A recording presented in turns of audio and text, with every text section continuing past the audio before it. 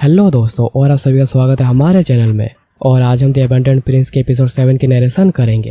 और मुझे कमेंट में बताओ कि क्या तुम्हें हर वीडियो में पिछले वीडियो के रिकैप चाहिए, क्योंकि मैं कंफ्यूज हूँ कि मुझे रिकैप ऐड करना चाहिए या नहीं। तो कमेंट करके बता देना। तो चलो जल्दी से नरेशन शुरू करते हैं। एपिसोड के स्टार्टिंग में ली हुआ कहता है, पहली बात तो यह है कि तुम में से मोस्ट ऑफ द बच्चे कभी 5वां फ्लोर तक पहुंच नहीं सकते। तुम पुनर्जन्म में क्यों ना ले लो, फिर भी तुम नहीं पहुंच पाओगे, इसलिए अपने होप्स बड़े मत रखना। सियोमेंग उसे देखकर कह रहा था, वो लोगों का मोरल बूस्ट करने में एक नंबर है और लोगों का डाउन करने में भी एक नंबर है। तुम जो भी करते हो मुझे बिल्कुल भी पसंद नहीं आता है लीहुआ उसके बातों पर ध्यान ना देकर कहता है, तीसरी और आखिरी बेनिफिट, तुम लोग एक एक रैंक पा सकते हो जो कि तुम लोगों के पास पहले कभी नहीं थी। किंगवन सोच रहा था, अच्छा तो इसीलिए हम जैसे कैंडिडेट्स के पास से भी कोई रैंक के प्रिविलेज नहीं है। सब कुछ पूरा ही बदल गया जब से हम इस एकेडमी के अंदर आए हैं। अब से बस वही सर्वाइव करेगा जो कि ताकतवर होगा। लीहुआ फिर कहता है, हर बार तुम जब भी कोई स्टेज को पार करोगे तुम्हें एक रैंक मिलेगी। लो rank warrior for stage 1, middle rank warrior for stage 2, high rank warrior for stage 3, squad leader for stage 4 और क्लान लीडर फॉर स्टेज 5। मैं स्टेज 6 को स्किप कर रहा हूँ क्योंकि तुम्हें से कोई भी वहाँ तक पहुँच नहीं पाएगा, तो फिर कहने का क्या ही फायदा। तुम लोगों में से बहुत सारे लोग स्टेज 3 को भी पार नहीं कर पाएंगे, चाहे तुम कुछ भी क्यों ना कर लो। वेल, ये थी सारी बातें, पर तुम्हें नहीं लगता अगर हाई रैंक प्रिंस लो रैंक वॉरियर बनता है तो उनके क्लास की इमेज काफी खराब हो जाएगी।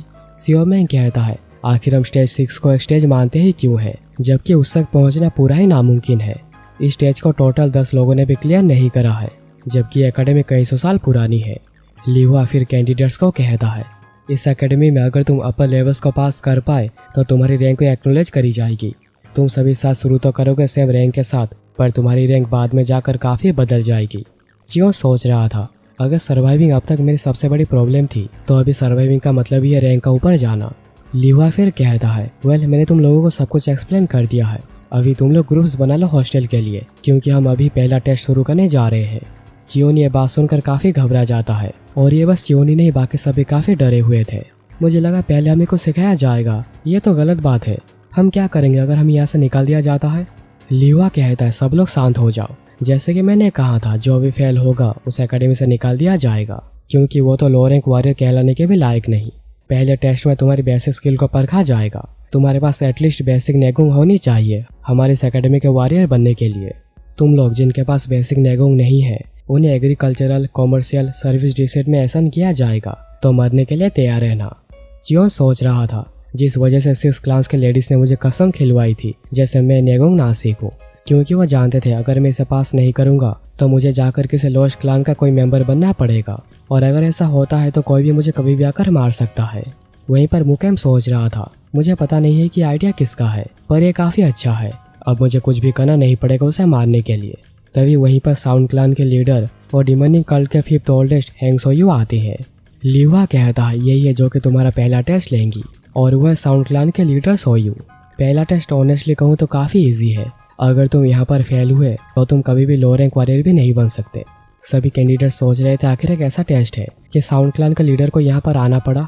तभी जो देखता है कि सभी ने अपना कान बंद कर दिया है। लीहुआ कहता है, अगर सोयू एक्चुअली अपनी म्यूजिकल एनर्जी को प्ले करेंगे तो तुम सभी लल्लू उनके सामने एक सेकंड भी टेक नहीं पाओगे, पर वो तुम लोगों के लिए साउंड वेव्स को कंट्रोल में रखेगी, तो चिंता मत करना। और अगर तुम लकी हुए तो तुम्हें नेगों की भी जरूरत नहीं पड़ेगी इस टेस्ट को पास करने के लिए। जियोन सोच रहा था, मैं तो फंस गया, हमें अभी म्यूजिकल एनर्जी वेव्स को सहना पड़ेगा। सोयू कहते, तुम सब बस थोड़े से नेगों के साथ ही इसे 1 मिनट तक सह सकते हो। लीहुआ कहता है, तुम्हें से जो भी इसे 1 मिनट तक सुनने के बाद भी बेहोश नहीं होगा वो पास हो जाएगा। तो सभी तैयार हो जाओ, टेस्ट अभी शुरू होती है। और सोयू म्यूजिक बजाना शुरू करती है, जिसकी वजह से बहुत से बच्चे बस 1-2 सेकंड में ही ढेर होना शुरू हो जाते हैं। किसी के चेस्ट में पेन हो रहा था तो किसी कान से खून निकल रहा था। लीहुआ देखकर सोच रहा था, जैसे कि मैंने एक्सपेक्ट किया था, most of the small class अभी तक ढेर हो चुके हैं। उनके कंपैरिजन में 6 क्लास के बच्चे और दूसरे हाई रैंकिंग क्लास काफी अच्छा कर रहे हैं। मुकेम सोच रहा था, ये तो बस मेरे कानों में गुदगुदी कर रही है। 6 क्लास के बच्चों ने बचपन से मेडिसिन ली है जो कि उन्हें नेगोंग गैदर करने में हेल्प करती आई है, पर वह बास्टर जिसके पास बिल्कुल भी नेगोंग नहीं है वो तो अब तक बेहोश हो चुका होगा।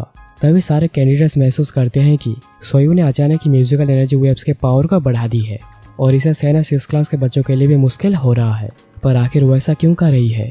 तभी हम सोयू को देखते हैं जो कि बहुत ही ज्यादा गुस्से में थी, आखिर वो अभी तक नीचे क्यों नहीं गिरा है। और हम देखते हैं कि जियोन बड़े आराम से खड़ा हुआ था। यह क्या, आधे से ज्यादा लोग आके नीचे क्यों गिरे हुए हैं? क्या उन्हें इंटरनल इंजरीज हुई है? तो फिर मैं अभी तक कैसा ठीक हूँ? तभी नैनो कहता है, मैं powerful high and low frequency sound को सेंस कर पा रहा हूँ। एक पॉसिबिलिटी है कि इसकी वजह से आपका शरीर डैमेज हो सकता है, इसलिए मैंने इमरजेंसी डिफेंस मोड एक्टिव कर दी है, जो कि साउंड वेव्स को ब्लॉक कर रही है। जियोन कहता है, अच्छा तो ये तुम्हारा काम है, इसलिए मुझे कोई भी साउंड वेव सुनाई नहीं दे रही। नैनो कहता है, आपने सही कहा, मैंने टेम्पोररीली आपके साउंड सेंसिंग फंक्शन को बंद कर दी है। जियोन कहता है, तो फिर मैं तुम्हारी बातें कैसे सुन पा रहा हूँ? नैनो कहता है, जानकारी डायरेक्ट आपके दिमाग में भेजी जा रही है, इसलिए आपको मेरी बातें सुनाई दे रही है। जियोन कहता है, तुम क्या कह रहे हो? मुझे कुछ भी समझ में नहीं आ रहा। तभी जियोन नोटिस करता है कि सोई उसे बड़े गुस्से में देख रही है। क्या तुम इस खतरनाक लुक को ब्लॉक कर सकते हो? नैनो कहता है, क्या आप चाहते हैं मैं आपके विजन को ब्लॉक कर दूं? जियोन कहता है, नहीं ठीक है, तुम छोड़ो ये सब। यहाँ पर लिवा सोच रहा था, मैं सोयू के परफॉर्मेंस के अंदर एक इम्पेशंस को सेंस कर सकता हूँ।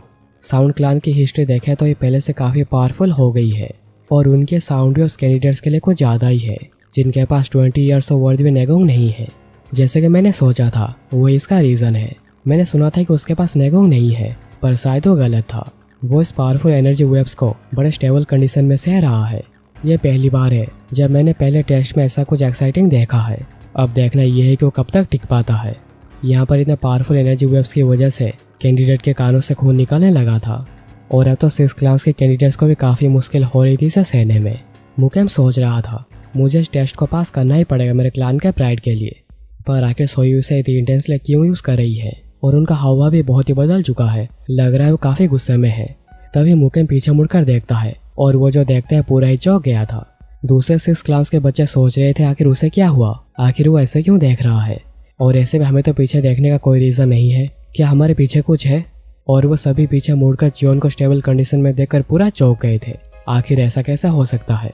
उस बास्टर्ड के पास तो कोई भी नेगोंग नहीं है और वो बिल्कुल आराम से खड़ा हुआ है। देखकर तो लग रहा है कि उसे बिल्कुल भी थका नहीं हुई है। मुकेम गुस्से में सोच रहा था, तो उस बास्टर्ड के पास सच में नेगोंग है। और ये एपिसोड यहीं ख़त्म हो जाती है। तो दोस्तों, यह था आज का एपिसोड। कमेंट करके बताओ कि तुम्हें नरेशन और मेरी एपिसोड कैसी लगी। और अगर तुम्हें मेरे एफर्ट्स पसंद आए हैं तो वीडियो को लाइक ज़रूर करना। और अगर तुम ऐसे एपिसोड्स को मिस करना नहीं चाहते तो चैनल को सब्सक्राइब करके बेल आइकन कॉल पे सेट कर देना, ताकि नोटिफिकेशन तुम्हें एनर्जी वेव सुना पाए। तो चलो मिलते हैं अगले वीडियो में, तब तक के लिए बाय।